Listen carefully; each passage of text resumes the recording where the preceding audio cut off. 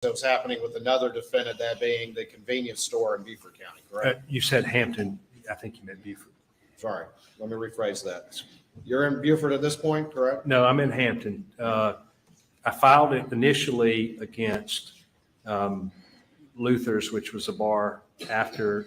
So the kids launched a boat from Alex family place to Chessie, and it's owned by family trust, Murdaugh family trust. Maybe there are two properties and there's two trusts. So I sued Alex's father. I sued the trust because there could have been that alcohol was provided there. It turned out it wasn't. But the kids drank and launched the boat from there. And then they went to an oyster roast. I sued the people who had the oyster roast. From there, they went to a bar called Luther's where Paul had two shots. And so I sued Luther's and I sued Alec. And I'm not 100% certain in that first lawsuit whether I sued Buster or not. But I ultimately did sue Buster. You were describing you were in April 2021. Had you at that point had some thought process that you communicated to the defense about having the case in Hampton? Yes, I did. Okay. And was it because of some of those things with that other defendant that you had mentioned? So it was. And the motions were coming up. I mean, it was, I've been gone for 4 months or whatever it is, 4.5 months. And so the motions are set to be heard. And there are a number of motions. Parker, as I said, had filed this motion to transfer the case to Beaufort before I left.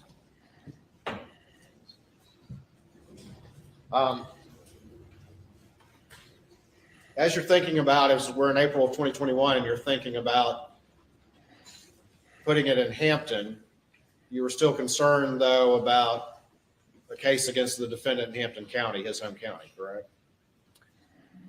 I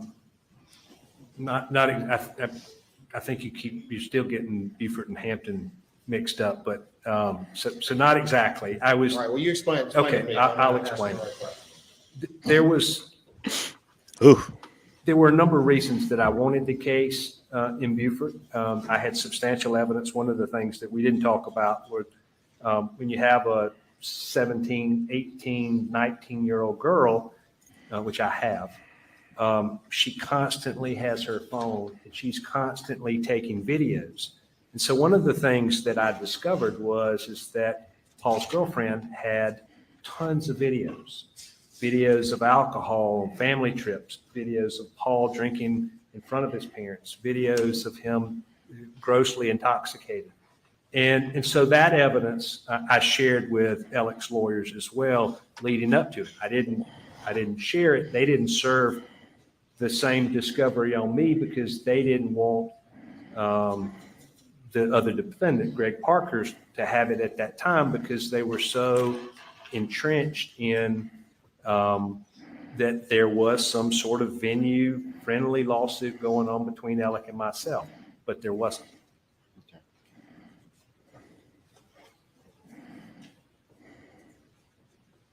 As you're considering all these issues, did you ever convey to the defense any issue about suing any other defendants in Beaufort County if you felt like your case was not getting a fair shake in Hampton County? So once I made the decision.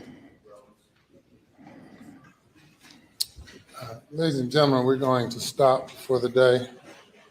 We're going to resume at 9:30 tomorrow morning. Please not discuss. We were so close. We went over by 4 minutes and 8 seconds, but that's quite all right because these days get long, you guys, and I don't mind taking a breather and tuning out for a little bit here. Yeah, it's with the amount of time we spend talking about financial crimes, I think that we all deserve a little bit of a break. That being said, we are looking at start time of 9:30 Eastern Standard Time tomorrow, 8:30 Central, of course 6:30 for you unlucky West Coasters. But fear not, for we have the opportunity to to get into some hardcore, some real relevance in the case. I feel at this point. because Nature of the objection. Your Honor, as I understand this, the relevance of this under the state's theory is financial pressure due to the. I think the jury's been $10 released, but million let's step back into the courtroom here. Okay. And Tell us about interactions with other defendants. see what they're talking about for a moment before we go anywhere. Your Honor, through my questions, I've been trying to minimize getting into the weeds on that. I believe the response that the witness, I'm happy to proffer an answer to that particular question, is communicating to the defense that he, intended to sue Maggie and Paul in Beaufort County if he detected anything that he thought in Hampton County that was untoward. And I think that that's specifically relevant to the specific pressures that were rising on this defendant in April of 2021. Well, I think you could have asked him that question, but I agree with the defense. You've said you're not trying to get in the weeds, but you're far into the weeds into the other case, and I sustain the objection. And we will resume at 9:30. Mr. Harpootlian. Your Honor. At some point in this case, the defense will have the opportunity to call witnesses. I'm not sure when that's going to be. Anyway, a number of our witnesses, when I say a number, at least 4, perhaps 5, are from out of state. They're experts. So it's prohibitively expensive for us to just fly them in and have them sit somewhere for a week or two. I wonder if we could inquire of the state, is there some end to their case that they predict will happen? Is pandering. And Is because, there, Your Honor, if generally, when are they going to end their case? they tell us they're going to end on, it's sort of the verse, they tell us they're going to end on 10 days from today, and they end 8 days from today, or we won't have witnesses to put up. That's too bad. So we Well, delay what are the you gonna court. So, and it's not, I've talked to the Attorney General several times, and he has been unable to predict to me when that might happen. I thought perhaps, and I'm not asking he do that right now, but perhaps he could, Your Honor, would ask him, he could consult with his team and think about when that might happen. And again, I'm only asking so that we don't say, we don't have a witness here. They're in Chicago or Connecticut or whatever, because they have to book flights and they have to,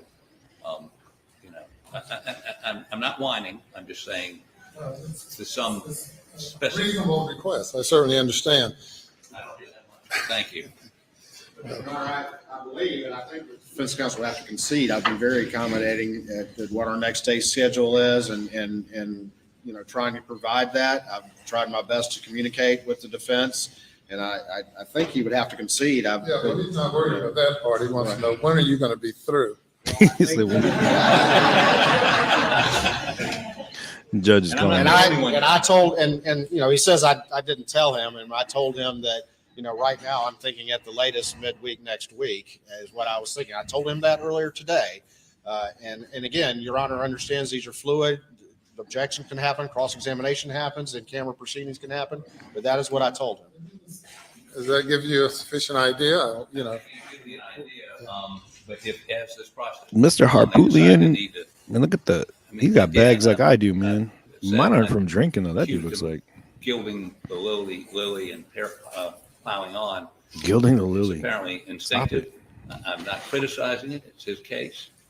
I am criticizing it. It's his case. But and he has every day when I've asked him, who you calling tomorrow? Not criticizing him. Been 100% cooperative. And we're going to do the same for him. Yes, you consider my criticism. As we proceed through tomorrow, and he thinks he's going to be done midweek, Wednesday of next week. That's my best assessment right now. Yes, sir. But what do you want, man? Okay, so what we're going to do 3 is o'clock we're going to try Wednesday. to structure a plan where we have available witnesses Wednesday, Starting Thursday, midweek. that we don't have Yeah, to fly that in. sounds But like it may good be the following planning. week before we can get those folks here, if that makes some sense. I mean, I understand. Well, we'll Cross that bridge when we come to it. man. we'll need to address it as we go, and I Yeah. think maybe reassess things. And give you some lead time. I'm in no way criticizing Mr. Waters. I want to say that. Just I his understand case. it's a fluid situation. I've been where he is. I spent He 12 years just as a said the complete prosecutor. opposite. I know how difficult It's it his is. case. I'm not to criticizing it. project I mean, I these am things. criticizing it. As Having his said case. that, we've been here a little bit longer than I thought we were going to be. We projected a 3-week trial. We're now In 3 weeks. 3 weeks, or tomorrow will be 3 weeks. And our case is going to take, we think, at least a week. So if you've rented or set aside hotel rooms Okay. for a 3 or 4 week trial, it's probably best to Do it, man. Take that and time. we're going to try to pare that back. We think the jury may not remember what they heard 3 weeks ago the further we go on. They don't care. We'll just At this point. revisit the issue perhaps on a daily basis and see how we're going. Thank Yeah. Thank you, Judge. The judge's way of saying, man, just shut up. I get it. Yeah, we'll talk about it when we need to talk about it, but we're not talking about it because we don't need to talk about it. But they went long, yeah. So they're up to about 5:45 Eastern. So yeah, they pushed the needle to the max on this one. It's been a financial day again, which can be a yawner, but it definitely showcases that that what they're looking for is that motive, right? So that being said, it's tough to say what the motive would be, if not financial, other than maybe a crime of passion, whatever, whatever the feelings might be with Alec and Alex, we've decided, and his wife Maggie, or his son Paul. We've heard from myself theories about Colombian drug lords, because why not? We've also heard that there was a cover up, situation there. And then we go back to the death of his housekeeper, Mrs. Satterfield, who they're exhuming her body to look for any incriminating evidence that might point towards something like wrongful homicide, which instead of it being a trip and fall, it might be a push and smother. Who knows? But all that being considered, it all adds up to Alex Murdaugh being a complete raging hemorrhoid. The guy's a world-class piece of shit. I don't mind saying that. He steals money from everybody. Everybody suffers because of his representation, including like the family of Mrs. Satterfield who passed. Like I said, the kids were living in a car. One of them developmentally disabled and unable to take care of himself, and waiting on a settlement. At the behest of Mr. or Alex Murdaugh, who was promising this payout, and of which there was millions of dollars, and they saw none of it. So, it's a twisted case that has deep implications of wrongdoings on so many different levels. But I think one of the things we can all agree on is that if anyone is capable of a crime, be it through their normal course of action, desperation could be the thing that is that tilting point. And as one of the detectives was stating, he's seen people that have been dealing with their addictions that do crazy things when they start going through their withdrawals. And I can tell you that through my addiction, while I never robbed or killed or embezzled, you definitely get desperate, and your ethos and whatnot go right out the window, and it caters more towards just feeding your addiction. So if that was part of the process for him, financial and then physical, based off his addiction issues, I mean, all roads point towards possibly yes. But again, right now, this is the prosecution's case, and in case law, the way it works, the way the litigation happens here is the prosecution has their case to represent, as best they can, to prove beyond a shadow of a doubt that yes, Alex Murdaugh is guilty of first-degree homicide, 2 counts of first-degree homicide.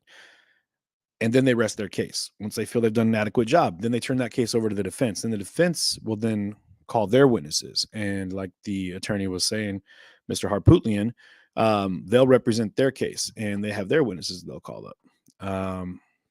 So we'll see what happens. Tomorrow will be interesting. I feel like they've said that there's an issue where people have been speculating that they might rest their case. The prosecution might rest their case as early as tomorrow. That's definitely not going to happen. But Mr. Tinsley here is a great witness. Mark Tinsley, because he's the opposite side of the counter from Alex Murdaugh. He's the guy that, was saying, I'm coming for you. I know the tricks. I understand the game. You're not going to outplay me. And I'm going to take your money. I'm going to take your generational wealth. I'm going to take your properties. I'm going to take the finances out of your bank account. I'm going to take the bread out of your cupboard. The dude isn't playing any games. And even during COVID, apparently while this guy is fighting cancer and dealing with a divorce, he ran 2 mock trials just to see where he stood up in the trial against the Murdaughs in the death of I'm going to say her name wrong, so I'm not going to say it at all. In the boating death involving Paul Murdaugh. So, needless to say, Alex Murdaugh is, regardless of what happens here with this murder trial, and again, these are some of the trials we've seen in the cases that have come up before. And I hate saying his name, but Darrell Brooks, no matter what, he's going to prison. You know what I mean? 7 life sentences or 6 life sentences, and then 300 or over 1,000 years. I think it was some crazy amount of years. Alex Murdaugh right now, if you look at his counterpart in crime that ended up doing time, I think he is looking at potentially up to 30 years for each one of his financial crimes. And I think there was like 6 of those, but the way they would run those is concurrent instead of consecutive. And so what that means is all the years in prison would be overlapping. So he would do all the crimes would be bulked into one prison sentence. Instead of it being you do one 30-year stint for one crime, then you do your next 30-year stint for the next crime. So he could face up to 30 years in prison for his financial crimes. Alex Murdaugh is 100% guilty of all those same crimes as his cohort. And there he goes, So no matter what, Alex Murdaugh is going to die in prison, more than likely, for his financial crimes or for first-degree intentional homicide. What's going to happen if he does get a mistrial, or if he does get a hung jury, or if he does end up getting found not guilty due to lack of physical evidence, which the prosecution has done, sadly enough. And I don't put it on the prosecution. They just haven't been able to get their fingers on enough physical evidence, I feel personally, to really put this case in the beyond a reasonable doubt category. That being said, they might have something up their sleeve for their, like you said, the jury has a long case, and as most people, short memories, I would imagine. If it was me, I have to base off feelings because my memory is a lot shorter than my memory. My memory is a lot shorter than my feelings. That being said, they're going to bring their most powerful, I would feel like they're going to bring their most powerful witnesses at the end. They're going to try to represent the most damning evidence towards the end of their case, so they can rest on an exclamation point and then let the defense try to battle that.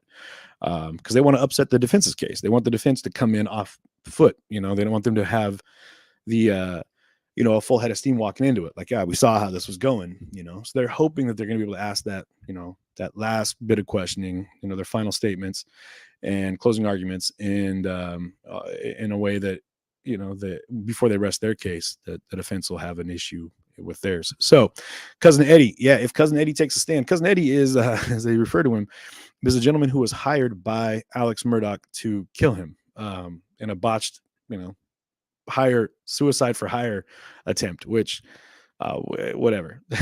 was he actually trying to kill him? I know this guy, Alex Murdaugh, is way too narcissistic, I think, to even consider killing himself, unless he felt 100% confident that he could haunt the courts just to watch how everybody had to talk about him thereafter. So the man is, could have been his dealer, could have been anybody, but he definitely, as Lisa's saying, but he's Cousin Eddie should be interesting, but he's in fading health, and who knows what he's been offered and whatnot on the back end. So I encourage everyone to tune in tomorrow to the show. We got another day of testimony.